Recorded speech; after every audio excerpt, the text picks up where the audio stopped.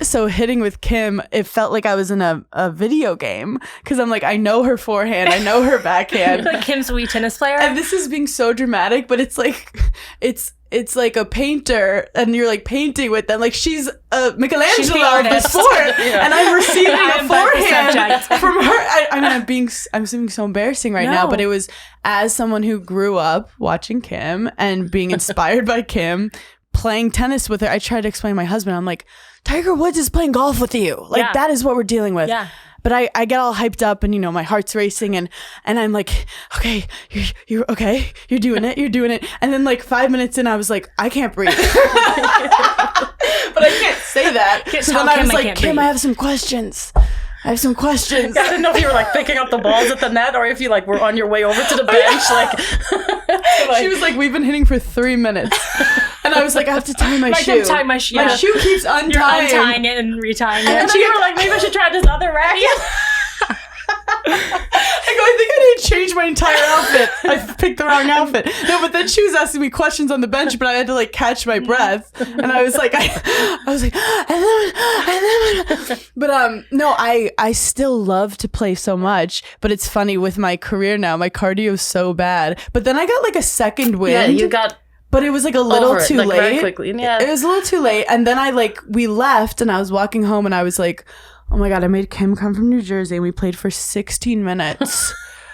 Oh my God. No, it was fun. And then she texted me and she was like, I had fun. And I was like, okay, I'll move on. But now I'm working on my cardio, Kim. Good. But you've been hitting more, right? I have. Yeah. Well, the summer is where I shine. The summer is when actually I don't do as many stand-up shows. Okay. And I try to commit to my fitness. And by fitness, I mean Pilates twice a week and some hits. Yeah, good. Yes. Well, how long did you not hit prior to when we hit? Like, I hadn't hit in a while, but it's so funny. I like don't lose. I lose a little, like I'll lose a backhand slice feel, but like, and yeah, my footwork is really bad, but in my head, I feel good. And like, I also forget that I have this other skill. I've like put it behind me. So then when I step on the court, I'm like, wait, this is so cool that I have this skill that I can just enjoy and be good at. And have you always like enjoyed it? Or did you go through a stage where you were like, ugh, I hate tennis? Or so I feel like it was kind of cool when the girls were like, I hate this. Like, I hate this. I was that nerd that was like, I love it. Like, I love a sport and I want to be here and I love it. But I was, definitely like put so much pressure on myself. Like I was that girl who like the coach didn't have to be hard on. I was like, I'm hard on myself, don't worry. I think I was really hyper as a kid, and my parents put me in a lot of sports and I was good at a lot of sports, but for some reason I liked being alone and like being the one responsible. So how did that start though? Like, were your parents tennis fans? Were like, or how did you start playing? I like to call them like weekend warriors. Like my grandpa's a basketball coach from Brooklyn. Like he's like one of those guys you see in a movie who like picks a kid off the street and is like, you're going to college and you're tall and I'm going to teach you how to rebound. And so I grew up in just like a sports family and love basketball. Like my dad would even like quote basketball movies all the time, and we'd listen to the Space Jam soundtrack and I would be like doing abs.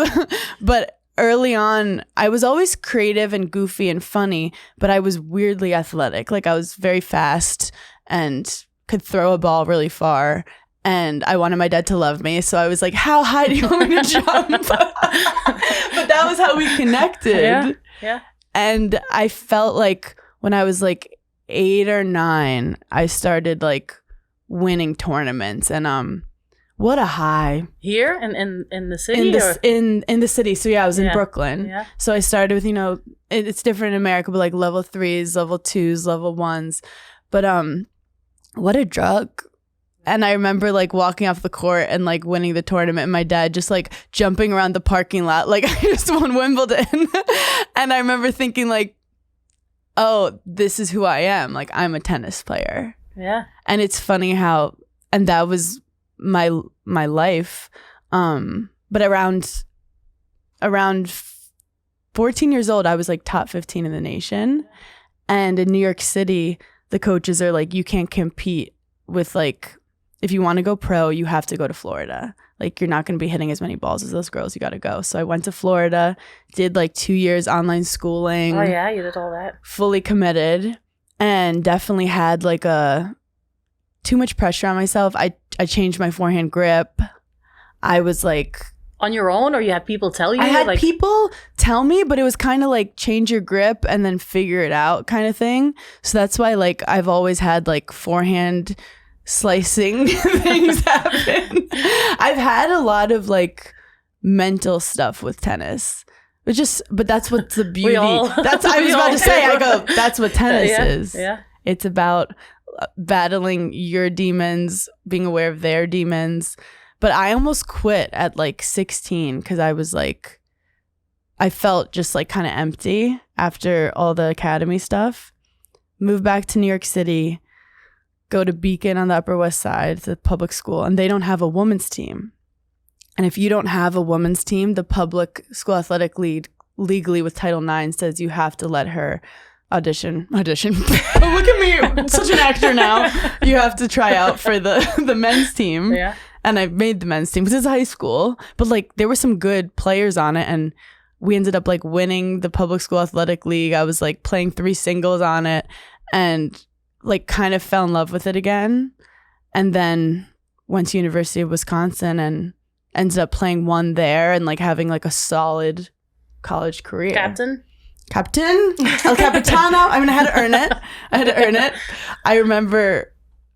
But yeah, college tennis now is way more popular, where back then it was kind of like, okay, you're not going to go pro, but like, let's see how good we can do. And if you're like top 5 in the nation, try to go pro after. And your mind where you're like, I'm going pro. Like, I'm going pro. I'm going pro. I feel like with tennis, it's one of these things that I worked. People always say now in comedy, like we've never seen someone work as hard. And I'm like, you should see like any other tennis player. This is just like how we are. But with tennis, I put all the work in, but there's still like, there was definitely mental things that I wasn't able to kind of like have that belief in myself that I think the top players did. And like, I was a, top 50 college player, but like you had to be top 5 to make it there. And it's really all mental, and it's fascinating. And then it took me consciously being like, I mean, if we're getting deep, Kim is my therapist right now. I don't think I really loved competing at the end of the day. And I didn't realize that, but I loved practice. See, I was the opposite. And that's what all the greatest players would. I was literally talking to Coco Vandeweghe, name drop. And she was like, you couldn't get me on the practice court. I just wanted to like beat people's asses all the time. And I was like, no, I wanted to be like drilling and showing off. And the second it was match day, it felt like judgment day for me. But you had like the flip, which is, I like to like practice and train hard too, but like I always felt like I could like step up a little bit more. And yeah. See, I always was like, oh, now I'm going to be exposed. Like, this is game time. This is when they're going to see who I really am. It's almost like an imposter syndrome. Yeah. Even when you were crushing it, you still had that sort of like imposter syndrome. I was always like winning a lot. So I was always like ranked high. Yeah. So I felt like I was always protecting. I was always like, I gotta win. Yeah.